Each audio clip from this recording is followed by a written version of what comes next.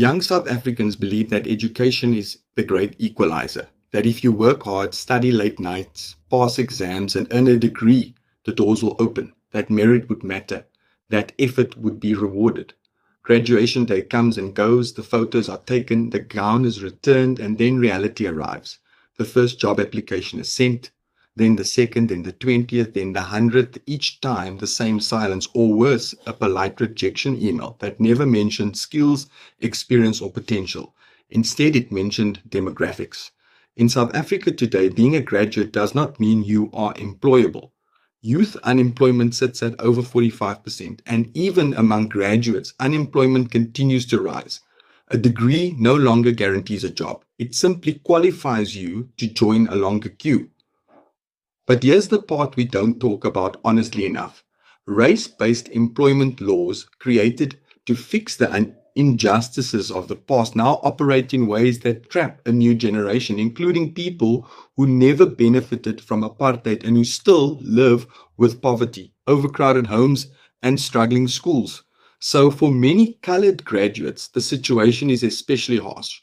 They are often told they are not disadvantaged enough to qualify for certain opportunities while simultaneously being excluded from others to meet racial targets. They fall into a policy gap where their race works against them in both directions. And when people say just leave the country, they ignore other hard truths, which is most of these graduates can't leave. They come from poor families. There is no money for overseas visas, relocation costs, or unpaid internships abroad. No relatives waiting in London or Australia or New Zealand. No safety net to fall back on if things go wrong. They are stuck watching opportunities pass them by, stuck at home with qualifications that promised a future but delivered uncertainty, stuck while others with resources and connections are able to move on. This is not a theory, this is a lived experience. Skilled graduates sit at home while posts remain vacant, not because there's no talent, but because ticking the right box has become more important than hiring ability. The result is frustration, resentment, and a growing sense of exclusion. So many give up.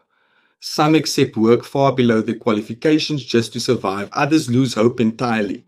So this story is not about denying history. South Africa's past matters, redress matters, but policies must evolve because injustice doesn't end when it changes who it affects. A country that educates its youth but refuses to employ them is destroying its own future. The question is no longer ideological, it is practical. How long can South Africa afford to waste talent before the damage becomes permanent? Because hope, once lost, is the hardest thing to restore.